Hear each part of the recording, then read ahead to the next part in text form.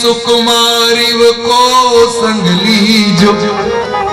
जब कभी तुम्हारा मन ससुराल आने का करे ना, राम अकेले मत आना, मेरी बेटी को साथ में लेकर आना।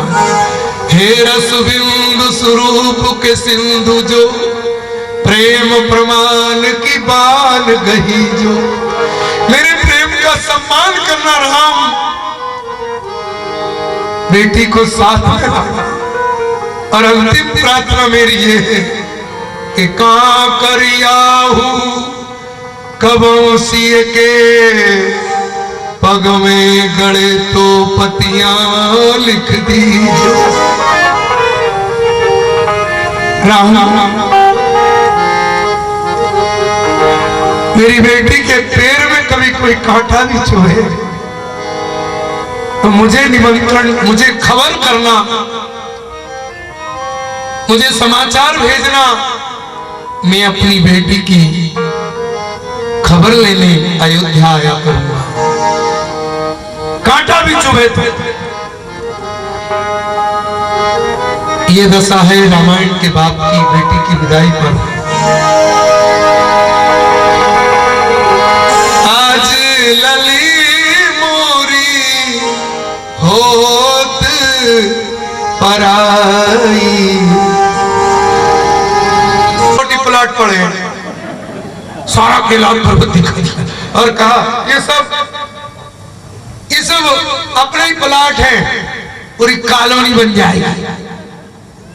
लेकिन धन्य है पार्वती जी, वीराने में रहकर भी कभी कोई शिकायत नहीं की, कभी कोई संसार की मांग नहीं की।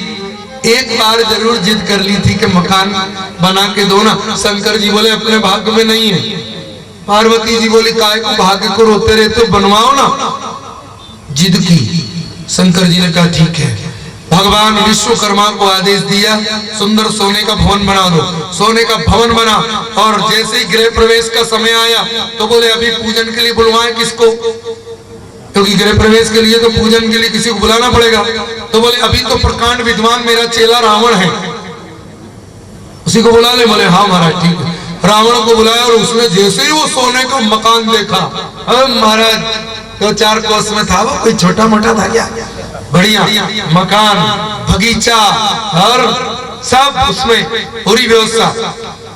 जैसे ही रावण ने वो मकान देखी, तो पहले भी कई बार आया था कैलाश पर्वत पे गुरुजी से मिलने आया करता था, तो तब तो कुछ था नहीं।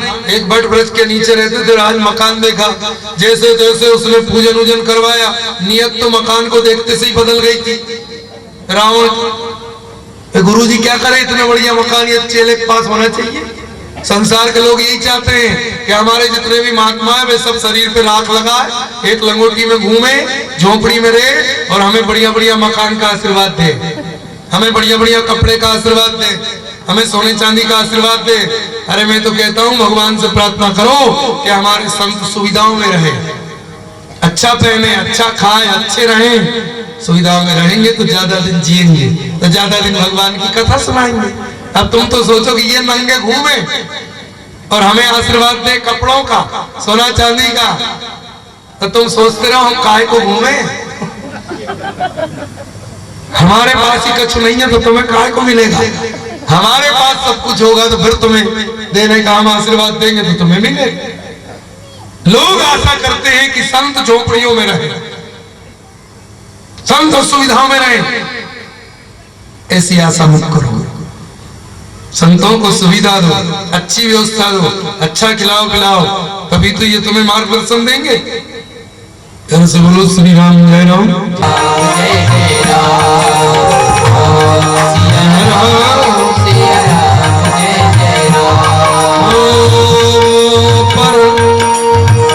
जो पर प्रसन्न सुख राशि जानम मोहि सत्य निज जाहि। सिया राम जय जय राम, सिया राम जय जय राम, सिया राम जय जय राम।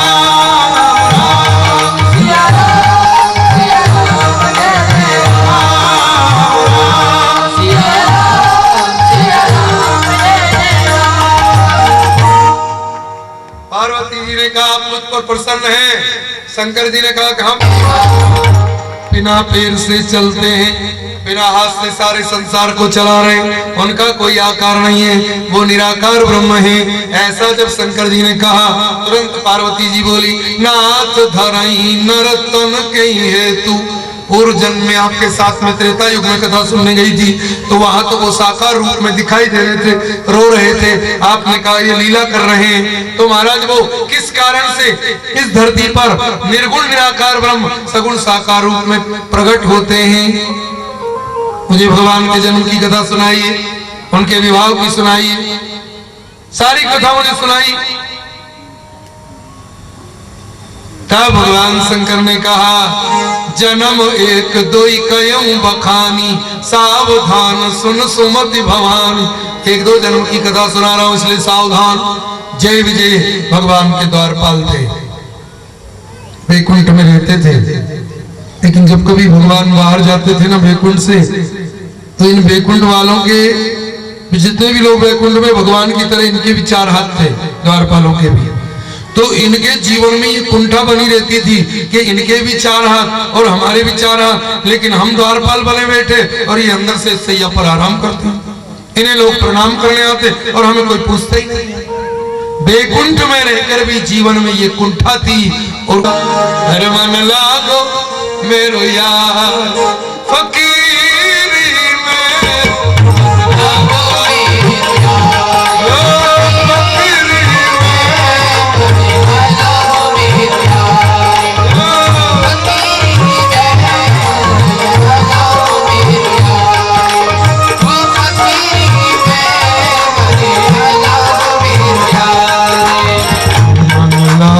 मेरे यार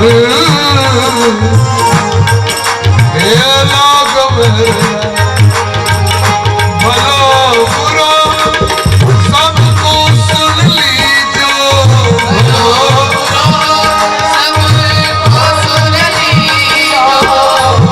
कर गुजरान ये सबूरी में लागो लागो यार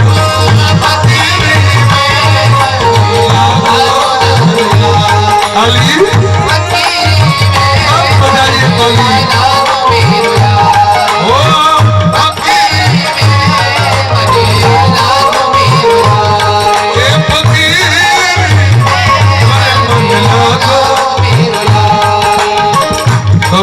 कबीर सुनो भाई साधु, सुनो भाई साधु,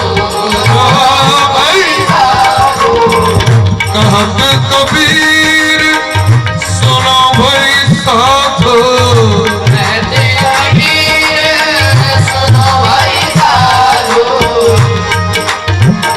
साहिब मिलेंगे, अरे साहिब मिलेंगे सबूरी में, लागो लागो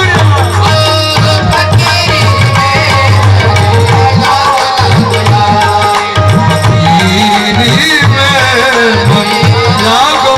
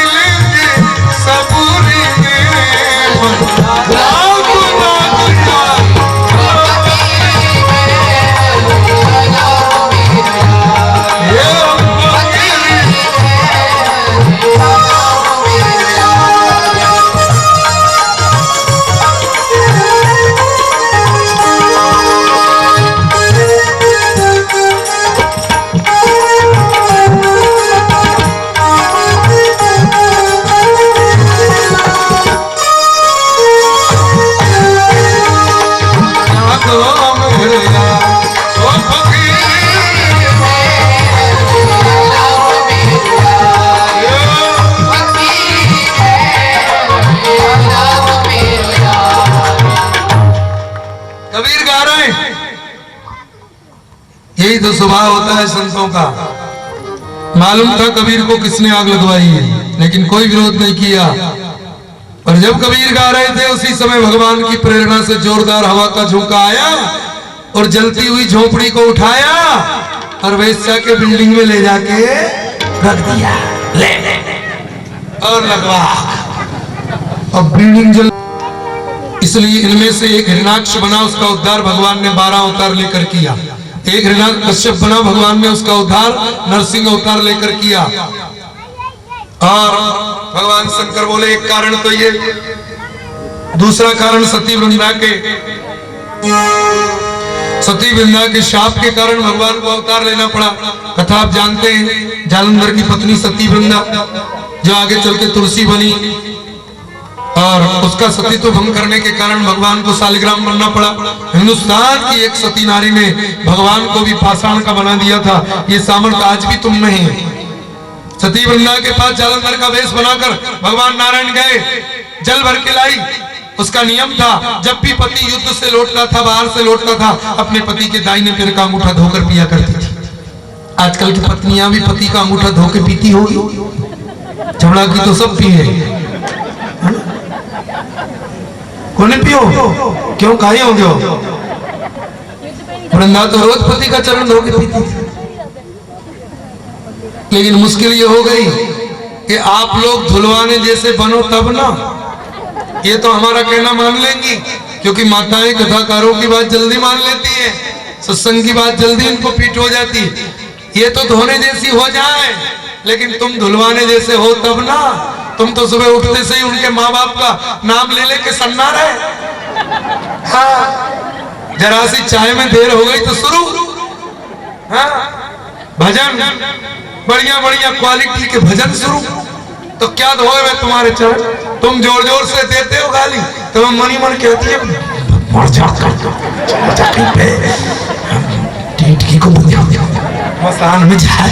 सो ऐसे थोड़ी सी देर क्या होगी।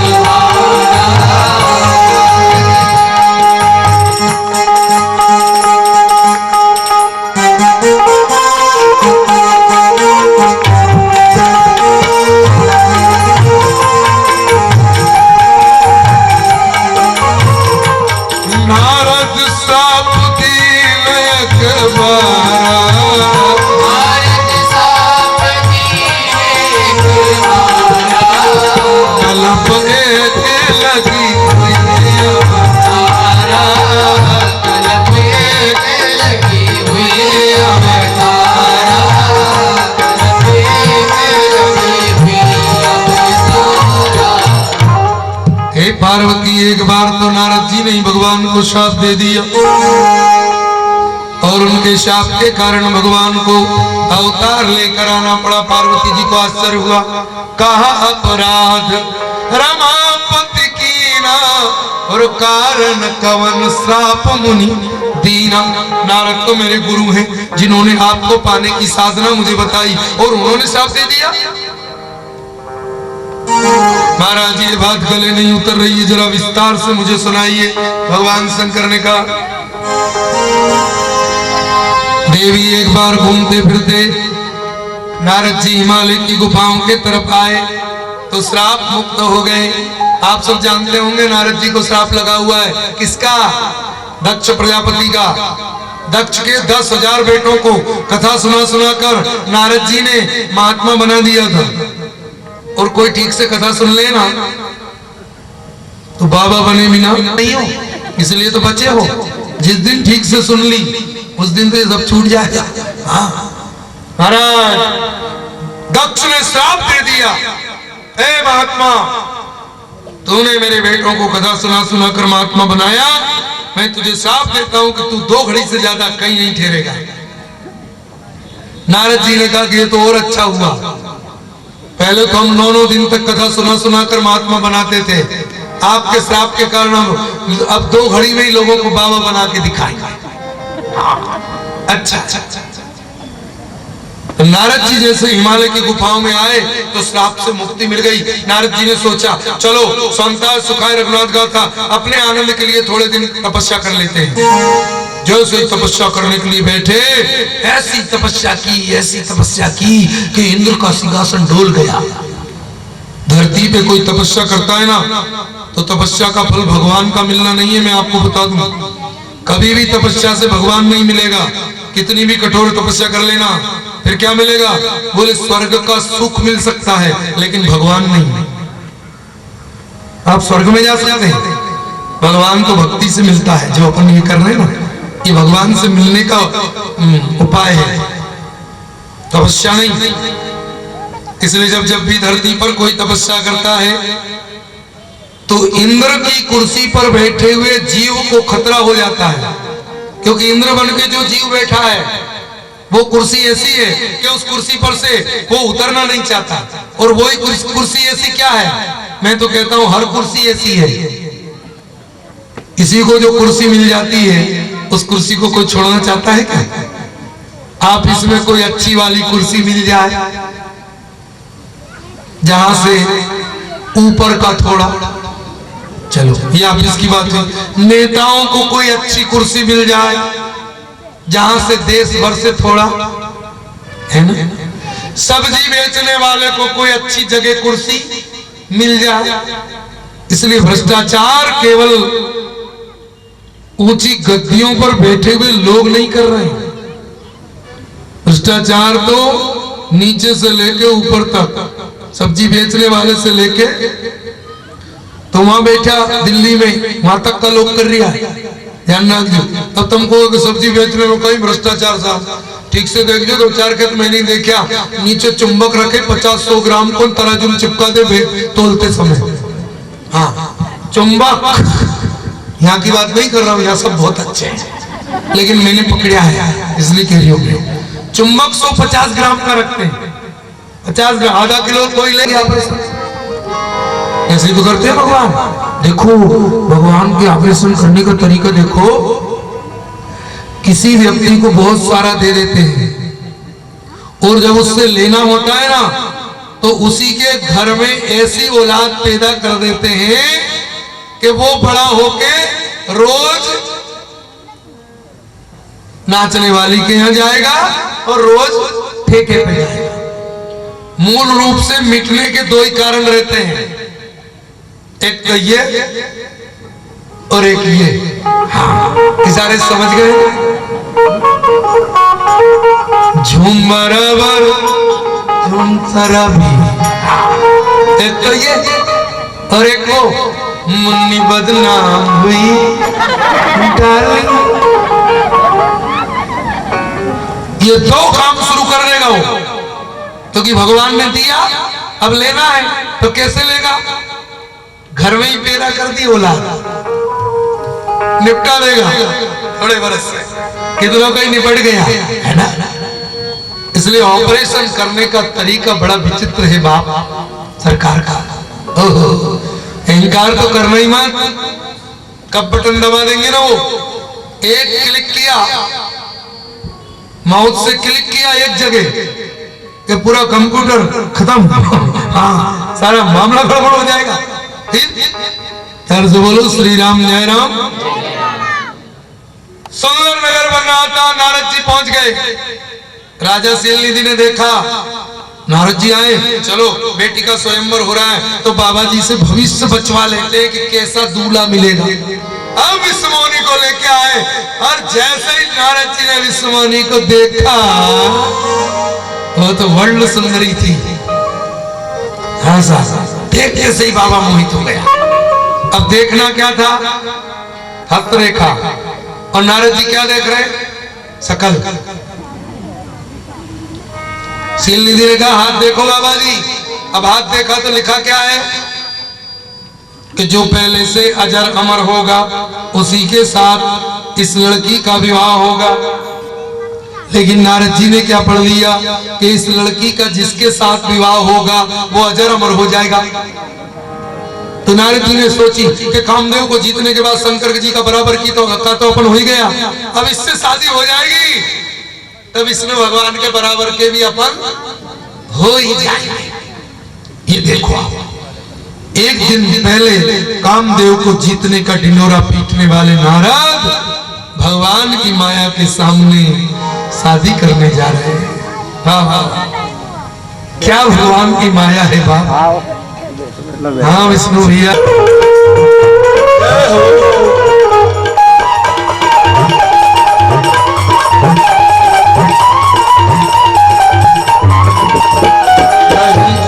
कछु बस मेरो नहीं और कछु बस मेरो, बापू है चरण को चेरो।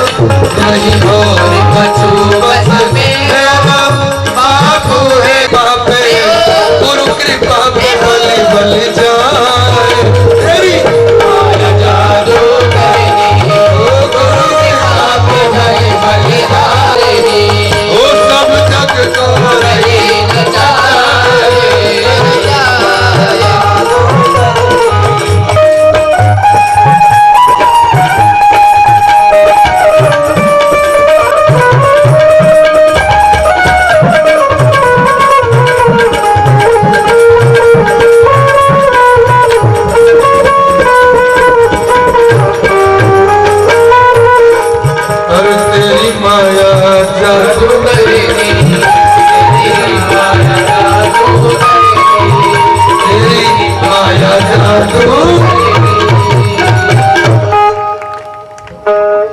सारे संसार को नचाने वाली भगवान की माया। शिव चतुरानन जाय डेराई, अपर जीव के लेखे माहे।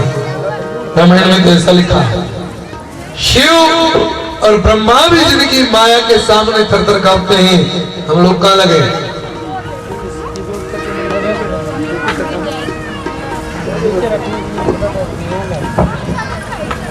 इसलिए नारद जी विचार करने लगे, मैं शादी नहीं करेगी, क्या करूं, लेकिन शादी तो इसके साथ होना चाहिए। लेकिन कोई बात नहीं, भगवान और मेरा विवाह करा देंगे। नारद जी तुरंत वहां से चले। अब एक दिन पहले वैकुंठ में गए थे तो काम कथा जीतने की कथा सुनाने गए थे, कामदेव को जीतने की। और आज जा रहे हैं तो शादी करने, सुंदर बनने जा रहे हैं। नारद जी से भगवान ने पूछ लिया, कहां जा रहे हो नारद, कहां जा रहे हो। नारद जी ने कहा, कहां जा रहे हो, आप ही को ढूंढ रहा हूं। और जैसे ही दोनों को आसपास खड़े देखा, नारद जी कहने लगे, अच्छा दो को लेके खड़े हो, अरे एक मेरी हो जाने देते तो तुम्हारा क्या बिगड़ जाता। परम स्वतंत्र न सिर पर कोई, भावई मनई करई तुम सोई। नारद जी कह रहे, तुम्हारे ऊपर कोई बड़ा कहने सुनने वाला नहीं है, तो तुम्हारे मन में जो आएगा सो करोगे। एक महात्मा की इतनी बेइज्जती करा दी आपने। बनने आया था मैं सुंदर, मुझे बंदर बनाया। क्या मैं तुम्हें साफ देता हूं कि त्रेता युग में निराकार से निराकार रूप में जाओगे। 14 वर्ष का तुम्हें वनवास मिलेगा, जंगल जंगल भटकते फिरोगे। और उस 14 वर्ष की वनवास की अवधि में भी एक दिन ऐसा आएगा, तुम्हारी पत्नी का हरण होगा। और वो जो दुर्रुद्रगण जो मेरी हंसी उड़ा रहे थे, उन्हीं में से एक रावण बन के तुम्हारी पत्नी को चुरा के ले जाएगा। और सुनो, तुमने मुझे बंदर बनाया है ना, जब तक तुम बंदरों की सहायता नहीं लोगे, तब तक तुम्हें तुम्हारी पत्नी भी मिलने वाली नहीं। ऐसा श्राप दे दी।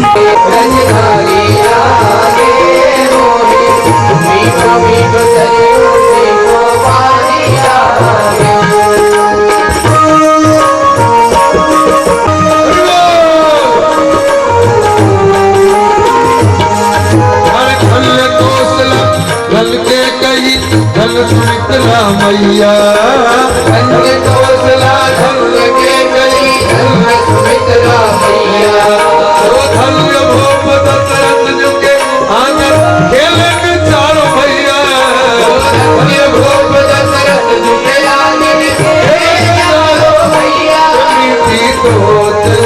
रसीली प्रभु बांगला दे मोहे पीठो पीठो श्री राम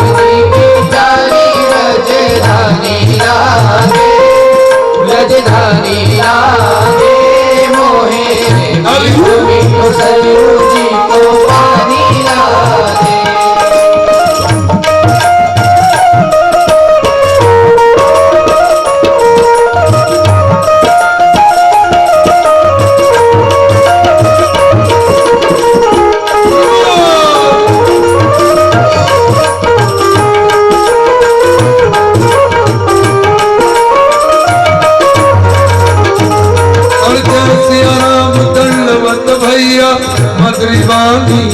बोले